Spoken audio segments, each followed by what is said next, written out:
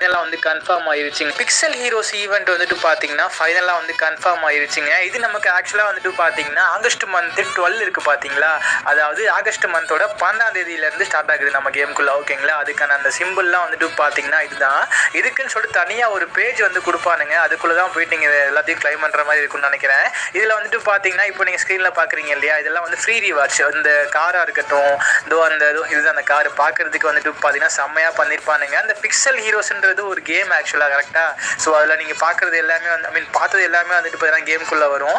இந்த ஈவெண்ட்டை பேஸ் பண்ணி ஒரு எமோ கூட நமக்கு வந்து ஃப்ரீயாக கொடுக்க போகிறாங்க. ஓகேவா, ஸோ நெக்ஸ்ட் வந்துட்டு பார்த்தீங்கன்னா இது வந்து ஒரு நேடு ஸ்கின்னு. இந்த ஈவெண்ட்டை பேஸ் பண்ணி இந்த எமௌண்ட்டு தான் வந்துட்டு பார்த்தீங்கன்னா ஃப்ரீயாக கொடுக்க போகிறாங்க அப்படின்றத தெரிஞ்சுக்கோங்க.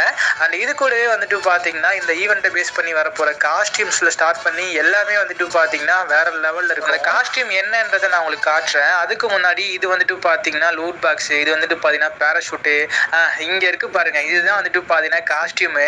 இந்த காஸ்டியூம் பொறுத்த வரைக்கும் அனிமேஷனில் ஸ்டார்ட் பண்ணி அந்த பண்டில் வரைக்கும் இங்கே பாருங்க. ஸோ சூப்பராக வந்து கிரியேட் பண்ணியிருக்கானுங்க. அதோட ஹெட்டு இங்கே பாருங்க, அந்த ஃப்ரண்ட்லலாம் வந்துட்டு பார்த்தீங்கன்னா நல்லா ஒரு இது வந்து தெரியுது. ஸோ இந்த ஹெல்மெட்டை கழட்டிட்டீங்க அப்படின்னா காஸ்டியூம் வந்து இந்த மாதிரி தான் இருக்கும். சூப்பர் மேன் மாதிரி இப்போ பார்க்கறதுக்கு நீங்களோட ஹெட்டை வந்து தனியாக வேற காஸ்டியூம் கூட யூஸ் பண்ணிக்க முடியும் அப்படின்றத தெரிஞ்சுக்கோங்க. இது நீங்கள் அப்படியே ஒரு செட்டாக யூஸ் பண்ணிக்கலாம். ஓகேங்களா, நெக்ஸ்ட் இன்னொரு முக்கியமான காஸ்டியூம் வந்துட்டு பார்த்தீங்கன்னா இதுதான். அந்த வெனாம் நீங்கள் பார்த்துருப்பீங்க இல்லையா, அந்த தீமில் வந்து கிரியேட் பண்ண மாதிரி இருக்கும்.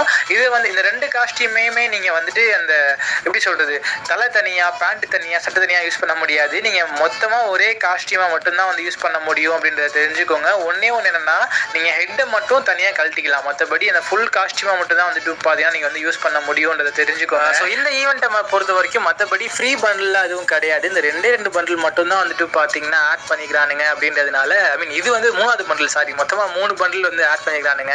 எல்லாமே வந்துட்டு பார்த்தீங்கன்னா பெய்டு ஈவெண்ட்டில் தான் வரும். ஓகேவா, நெக்ஸ்ட் வந்துட்டு பார்த்தீங்கன்னா இது வந்து க்ளோவால் ஸ்கின்னு. இது கூடவே ஃபைனலாக வந்துட்டு பார்த்தீங்கன்னா ஒரு கன் ஸ்கின்னும் இதில் வந்து கொடுத்துருப்பானுங்க, அந்த பிசான்னு நினைக்கிறேன். அதுக்கு முன்னாடி இந்த பேக் பேக் ஸ்கின் பார்த்தீங்கன்னா லெவல் 3ல் வந்துட்டு அங்கங்கே ஒரு மாதிரி ஷேப் மாறிக்கிட்டே இருக்கும். அந்த பிக்சல் ஹீரோஸ் அப்படின்றதுனால அந்த கேம்குள்ளேயும் அப்படி தான் இருக்கும் இல்லையா, அதே மாதிரி தான் வந்து இங்கேயும் டிசைன் பண்ணியிருக்கானுங்க. அண்ட் மெயினாக இதுதான் அந்த பிசான் கன் ஸ்கின்னு. இது